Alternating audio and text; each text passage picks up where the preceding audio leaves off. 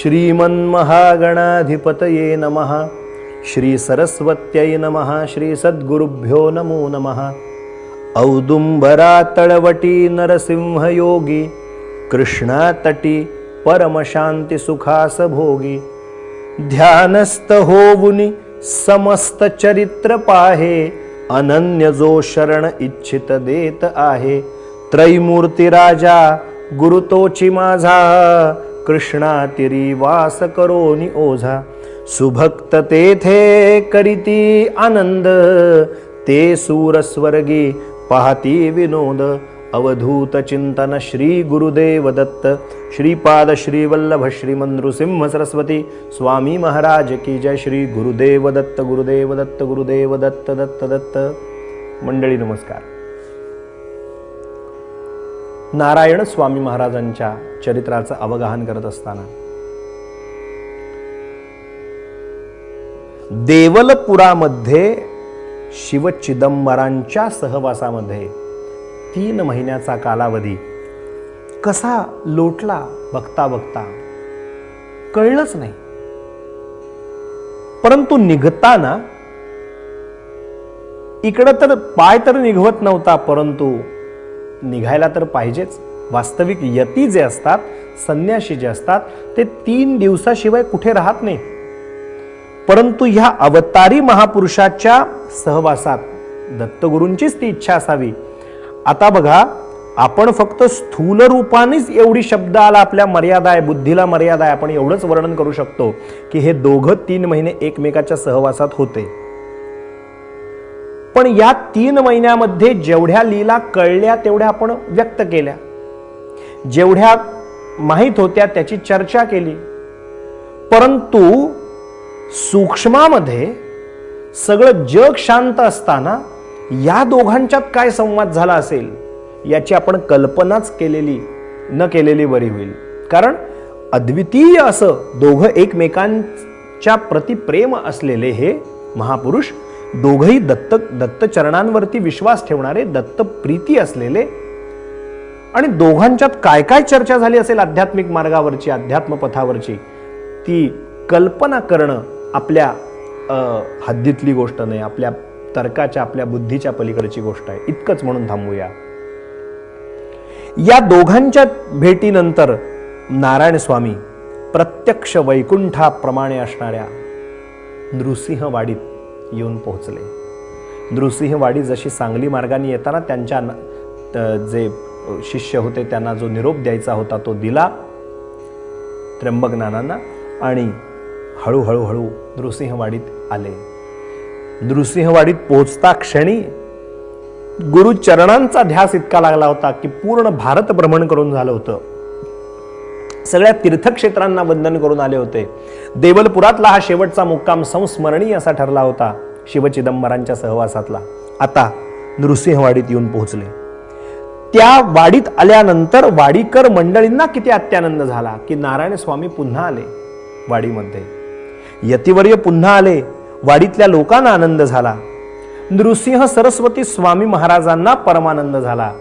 काही काळ नृसिंहवाडीत वास्तव्य झालं आणि एक दिवशी ध्यानस्थ बसलेले आहेत, आणि ध्यानातून जेव्हा व्युत्थान झालं, ध्यान मार्गातून जेव्हा निर्विकल्प समाधी स्थितीतून ज्याला पुन्हा देहबुद्धीमध्ये जेव्हा आले, दत्त चरणापाशी जाऊन बसलेत।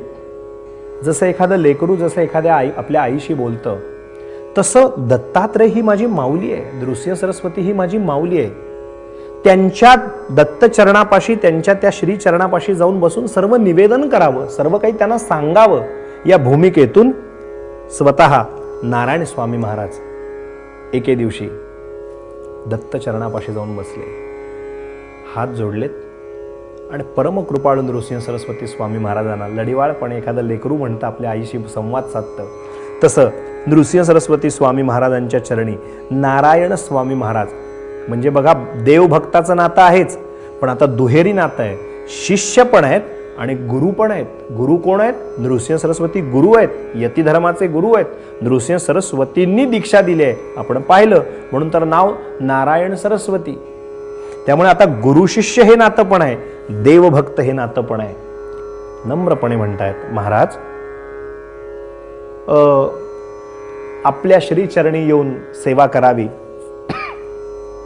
अशी प्रार्थना, अशी आज्ञा, अशी प्रार्थना भगवतीच्या चरणी केली करवीर प्रांतात असताना, कोल्हापुरात असताना. भगवतीनं पण आज्ञा दिली आणि तिने आशीर्वाद दिल्याप्रमाणे मी पूर्वाश्रमी इथे येऊन राहिलो.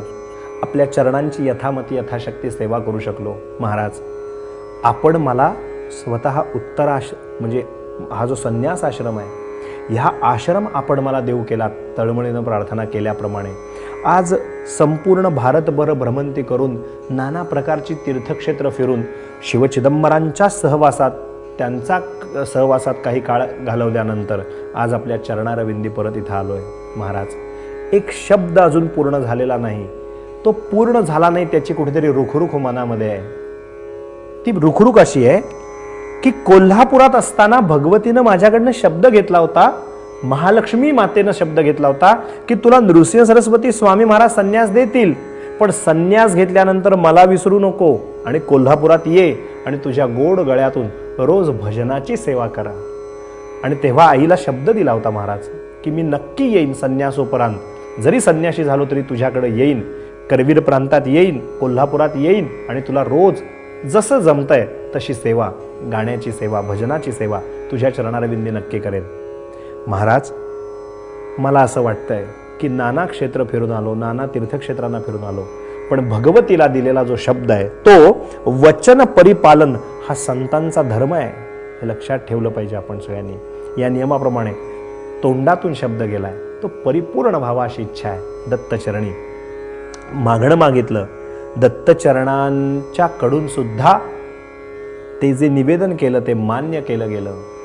परम कृपाळू नृसिंह सरस्वती स्वामी महाराजांनी त्यांच्या त्या मागणीवरती शिक्कामोर्तब केलं आणि आज्ञा केली.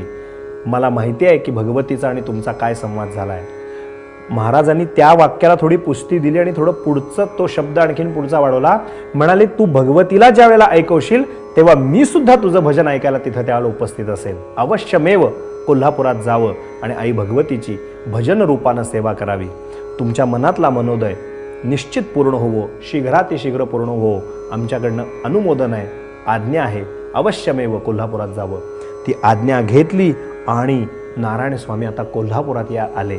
कोल्हापुरात आल्यावर काय काय घडलं, भगवतीची भजनाची सेवा करायला लागले. कोल्हापुरातलं वास्तव्य नारायण स्वामींचं कसं झालं, फारच सुंदर असं चरित्राख्यान आपण उद्याच्या चरित्राख्यानात पाहू.